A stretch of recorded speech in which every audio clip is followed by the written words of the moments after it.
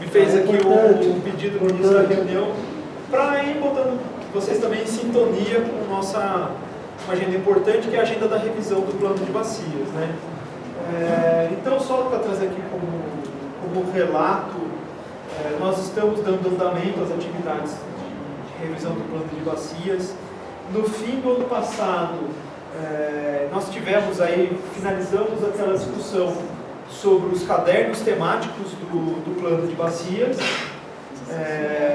Esses cadernos foram elaborados, propostos, estão sendo obviamente discutidos lá junto com a Câmara Técnica do plano de bacias. E agora a gente visualiza, eu queria chamar a atenção dos senhores para o fato da gente visualizar uma corrida final para essa tarefa da revisão do plano de bacias, tá? Então nós temos estudos que estão sendo consolidados agora, não mais na forma do caderno, do estudo específico, mas sim de um relatório final. Obviamente que fica um relatório final muito grande, então a gente está preparando uma síntese desse relatório final, né?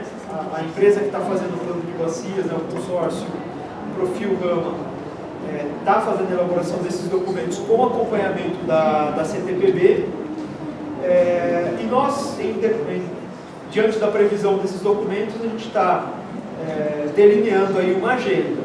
Nós pretendemos fazer a publicação desses relatórios no início do mês de janeiro. Temos a previsão de realizar mais uma audiência pública, né?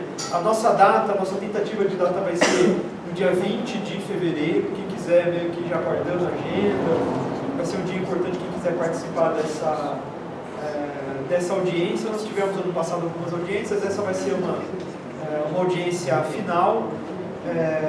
Estamos agendando para o município de Jundiaí, que é bastante central na bacia, né? E a partir dessa audiência, nós pretendemos fazer uma consolidação final do documento para apresentação em CTPL. Nossa intenção é apresentar em uma CTPL no mês de março, e se a CTPL caminhar para plenário, seria uma plenária a ser realizada no final do mês de abril. Tá? Então, nós pedimos atenção com relação a essa agenda. Quem tiver curiosidade, quiser ver material, relatórios, tem lá o site do plano de bacias. Através do site do comitê, do site da agência, a gente pode acessar esse site do plano de bacias. Também a gente vai fazer divulgações mais específicas, mas eu queria chamar a atenção para essa agenda e me colocar à disposição caso alguém tenha alguma dúvida. Temos conduzido muito intimamente esse assunto, obviamente com a CTPB e com o GT de acompanhamento, não, Paulo? Só para um ponto que a gente tem trabalhado muito nesse plano, no caderno de suprimentos hídricos, garantia de suprimentos hídricos, nós fizemos uma análise individual, lógico que ela não é profunda, mas nós fizemos uma análise individual da situação de abastecimento de cada município. Existe uma receitinha para o município desenvolver, tá? É evidente que não era o objetivo do plano, estudar plano de abastecimento por cada município, mas individualmente nós demos uma receita de como está a situação de abastecimento de cada cidade, quem está com vulnerabilidade, quais são as cidades mais vulneráveis à falta d'água. Tudo isso está indicado no plano, tá? É uma construção, é uma contribuição do comitê, tá? Para a bacia, tá certo? Então, se alguém tiver interesse, está na internet, o Léo dá o caminho aí, melhor do que eu. Tá? E na audiência a gente vai publicar um resumo. Importante. Léo, como é que está sendo tratado no plano enquadramento? No enquadramento a gente compôs um caderno específico para esse tema, né? Então a gente segmentou um pouco de estudo para o tema da qualidade da água do enquadramento. Vou ser um pouco sintético na minha fala, porque você imagina a intensidade dessa conversa, né? A gente foi feito um diagnóstico da situação atual dos rios da região. Esse diagnóstico incluiu análise dos indicadores de qualidade de água. A gente calculou um indicador específico de enquadramento também para ter uma noção dos principais problemas da bacia. Do ponto de vista, vamos dizer assim, legal, formal, a maior parte dos rios aqui da bacia já tem um enquadramento estabelecido por meio de um decreto. E nossa principal tarefa, eu diria, do plano foi tentar desenhar um caminho para alcançar aquela condição real que nós tínhamos, uma condição desejada expressa nesse decreto. Adianto, realmente muitos dos rios, a condição desejada ela é muito mais ambiciosa do que a condição atual. E a partir daí está sendo desenhado um programa de investimentos para despoluição dos rios, ponderando de acordo com a prioridade do tema. Nós tivemos uma novidade, até então a gente sempre fez estudo olhando OD e DBO. Esse estudo a gente olhou série de nitrogênio, fósforo, coliformes, e para esses temas em específico a gente vai ter que desenhar um cenário de planejamento, com metas de planejamento até o ano de 2035, nosso horizonte é 2035, prevendo ações de tratamento de esgoto, em muitos dos casos com tratamento terciário, né? E um programa, acho que ainda robusto, a gente está num patamar de tratamento de esgoto que para a escala de Brasil não é muito ruim, acho que até bom. A gente deve estar hoje na faixa, chutando um pouco a partir do último dado, na faixa dos 80%, mas tem esses 20%, e nesse período de tempo até 2035 a gente vai ter coisa de 7 milhões de habitantes na bacia, então é um programa bastante intenso nesse sentido. Eu queria dar uma pequena contribuição, aliás, vou olhar o material, mas é o seguinte: a gente sempre conviveu com uma contradição entre os diversos conceitos a respeito do enquadramento. O enquadramento é ambiental, o enquadramento é de recursos hídricos, e com a 11445 ele ganhou uma dimensão de que o enquadramento também é de saneamento, onde eles colocam lá na lei de que o enquadramento depende da capacidade de pagamento dos usuários. Vocês estão acompanhando de que está em mudança a lei de saneamento, com uma novidade para nós aqui do sistema, que é colocar a Agência Nacional de Águas como responsável pelas normas de referência. E no projeto 462, que foi aprovado lá no Congresso, na Câmara, no Senado, essa questão vem muito reforçada. Ou seja, o enquadramento fica entendido que ele é apenas uma função da capacidade de pagamento dos usuários. Ele não é uma função da qualidade desejada do rio, como você bem colocou.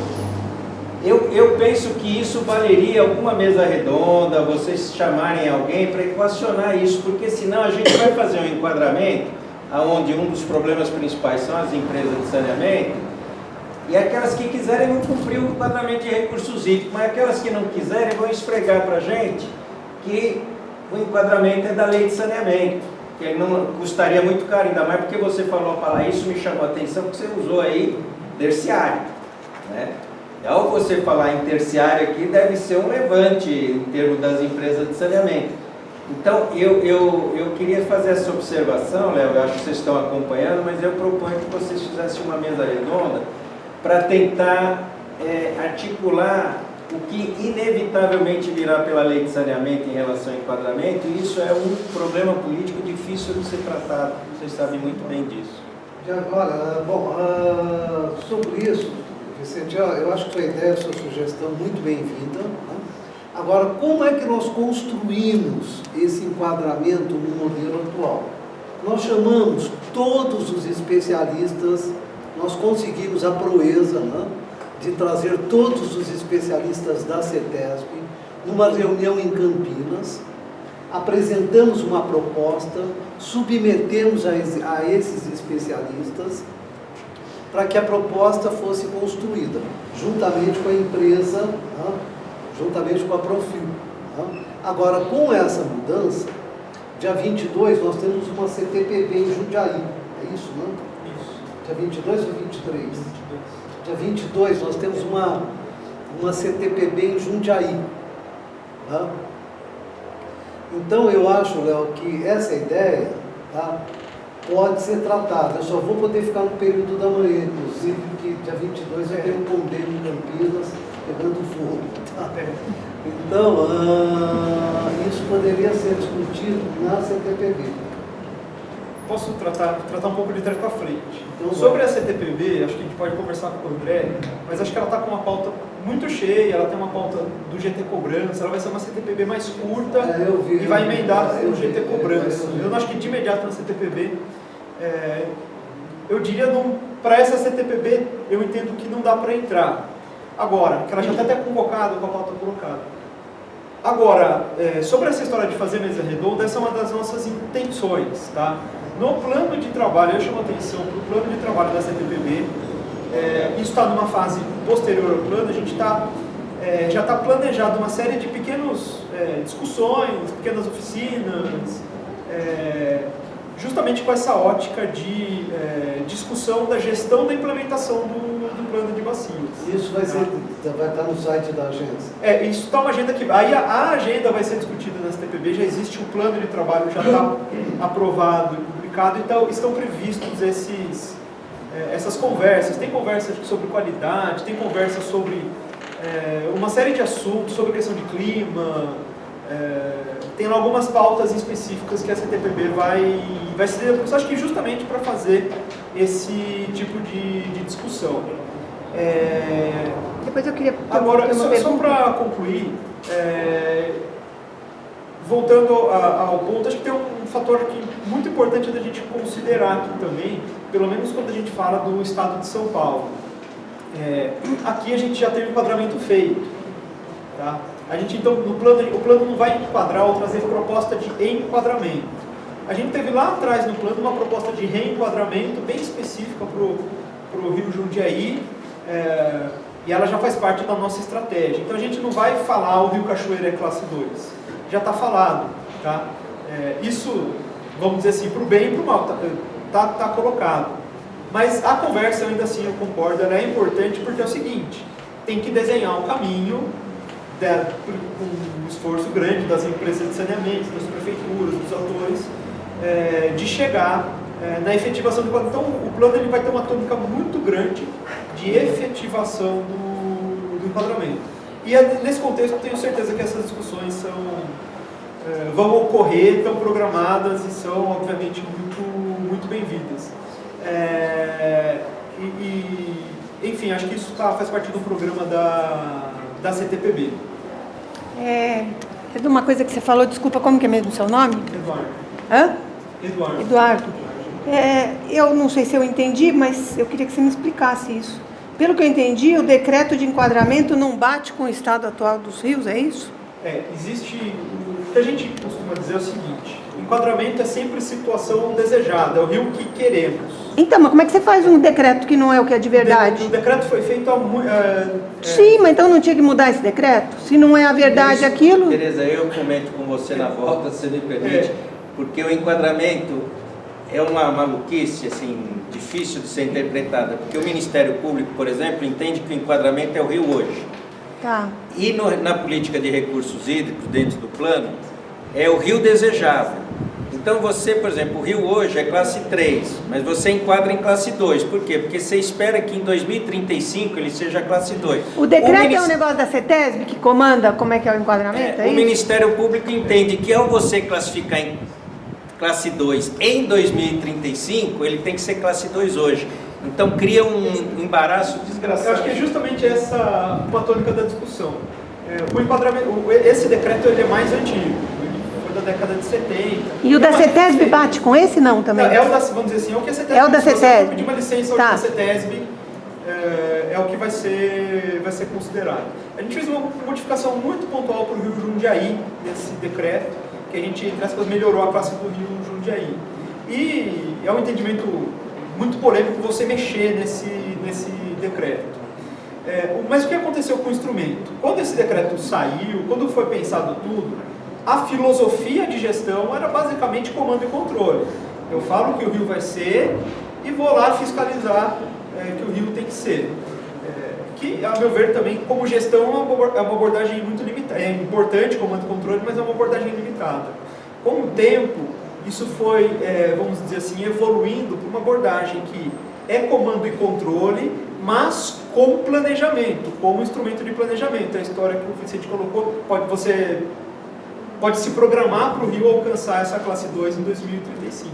Mas aí tem muitas... Complicado, né? Sempre alguma coisa de mentira. Ele é o que ele é, ele está podre, tem que arrumar, mas não vai daqui a... Imagina, de quando que é esse decreto? Vai arrumar daqui a 100 anos, entendeu? Nós estamos sempre correndo atrás do rabo. Sempre numa coisa que não é de verdade, esse é o problema. Agora, eu queria só fazer você mencionou aí pro bem ou pro mal, eu sei que não é o caso, mas na realização do Fórum Mundial de Água no Brasil, a gente tratou de uma discussão lá chamada legado. E a gente chegou à avaliação de que nós deveríamos propor, porque uma grande parte de classe 2 é default, não é que ele está enquadrado porque não está enquadrado. E aí ele vai para o default, para o bem ou para o mal, quer dizer, se ele está pior ele tem que melhorar, mas se ele está melhor ele pode piorar. Nós estamos fazendo uma proposta, fizemos em 2018, porque ninguém está dando bola, e ainda mais nesse estágio atual da política geral, vai ser mais difícil ainda, é de que o default, quer dizer, não tendo enquadramento por parte do comitê, o default seja classe 1, porque isso vai, na minha opinião, obrigar os comitês a terem que se deparar com esse tema, porque a maioria acaba optando pela situação mais simples, que é não gerar conflito com os usuários da bacia, empresa, indústria e tudo mais, e vai na classe 2, que é a classe geral. Com isso, você pode melhorar alguns rios, mas você está dando autorização para piorar os rios que não são classe 2. Seria uma provocação. E seria uma medida que obrigaria que o comitê tiver, não estou falando do PCJ, porque o PCJ é uma exceção. Você obrigaria os comitês do Brasil a ter que se debater sobre isso. Então, eu só queria dizer que se o comitê pudesse em algum momento apoiar uma proposta como essa de que o default fosse classe 1, seria uma discussão muito interessante do ponto de vista hídrico-ambiental. A gente tem a pretensão de um grupo da CTPB, com base nessas discussões, tentar recolher o que pode melhorar no instrumento, porque certamente tem muita coisa que pode melhorar, mas eu defendo aqui o instrumento. Para São Paulo, como tem um decreto, esse default praticamente não se aplica, que é um critério de exclusão, vamos dizer assim, que está lá na CONAMA 357. O decreto, ele pacifica essa questão para o estado inteiro, mas é a realidade, acho que praticamente para todo o resto do Brasil. E a nossa intenção de fazer a conversa, acho que é por acreditar que o instrumento pode nos oferecer um caminho de, entre todos os problemas que a gente tem, identificar as maiores prioridades para investimento. Tem uma diferença entre classificação e enquadramento. Classificação quem faz é o CONAMA. O que está na lei é classificação. Isso na Lei de Controle de Poluição de São Paulo e na 345. Se a gente tentar modernizar isso hoje, porque quando foi feito isso em 76, o decreto de 77, a lei de 76, na verdade a gente não tinha nada. Tinha dados da CETESB na época e da CIP, de São Caetano, para a Grande São Paulo, parte da Grande São Paulo. Então a lei foi feita em cima dessas. Até hoje eu lembro da Mônica Porto em Piracicaba, no dia que eu comentei isso, ela falava lá e ria para mim. Foi feito para a Grande São Paulo. O resto do estado foi chutado, porque não tinha nenhum dado. Se a gente tentar atualizar isso hoje, nós vamos ser obrigados. A gente não tinha dados, hoje tem. Hoje nós temos quase 50 anos de análise mensais da CETESB, que pega quase que o estado todo. Daria para fazer uma legislação nova. Só que se a gente fizer isso, nós vamos correr o risco de 95% no mínimo dos rios do estado vai estar entre classe 3 e 4. Que bom! Vamos para a realidade. Nós estamos tomando essa água. Faz 50 anos que eu brigo por isso. Então, Boa sorte. Ué, nós estamos fazendo o quê aqui? Aqui não é um lugar para brigar pela água? Vamos conseguir isso aí, olha. Nós estamos vivendo uma mentira e tomando uma água pior do que a que a gente... Nós fizemos um trecho, levou 3 anos para fazer um trecho do Rio Jundiaí. A gente pode uma fazer vergonha. a bacia toda. Porque tem que vergonha. estar fazendo um pedacinho. Nós vamos levar 300 anos para fazer a bacia inteira. Não, ó, sujando cada vez mais, vai limpar que jeito? Tem que parar, para e limpa. É polêmico. Hã? Gente, É polêmico, mas tem que ser a verdade, né? Essa coisa da mentira chega. Olha, para você ver como esse assunto é complicado, Tereza, nós somos a bacia mais avançada no Mas nós não temos que nos nivelar por baixo. A gente tem que pegar um troço pra cima e ir pra cima. Cada vez que a gente fica pegando pra baixo, mas nós somos o melhor do Brasil. Não dá pra comparar, o Brasil é uma macaca. Tereza, com 80% de tratamento de esgoto, nós estamos crescendo. E esgoto feito que jeito? Terciário lá, o pior, da gradinha só. Não, terciário. Terciário é da gradinha, não? Não. Da gradinha é o primário? Não, tem o secundário e o Qual terciário. é o da gradinha? Qual é o melhor? Terciário. Terciário é o melhor, tá bom. Tá? Bom, gente, algum assunto mais? Discutimos bastante. Já vi que nós entramos em 2020 com muita pilha. Que ótimo para o comitê, que ótimo para a Câmara. Tá? Alguém quer fazer mais alguma manifestação? Gente, então eu vou considerar a reunião encerrada. Muito obrigado pela presença dos senhores. Só para deixar avisado para vocês que já estão aqui, nessa reunião no Mackenzie, no dia 5 de fevereiro, nós solicitamos para o Mackenzie 40 vagas de estacionamento. Então vai ter possibilidade de parar o carro lá no estacionamento deles e vai ser o retorno dos alunos ao período de aulas nesta semana. Então, provavelmente, também, a pedido do Mackenzie, vai ser liberada a participação de alguns alunos para entender e para começar a se ambientar, ver como é que funciona uma Câmara Técnica dos comitês de bacia, ok? A Câmara Técnica é pública, não? Não,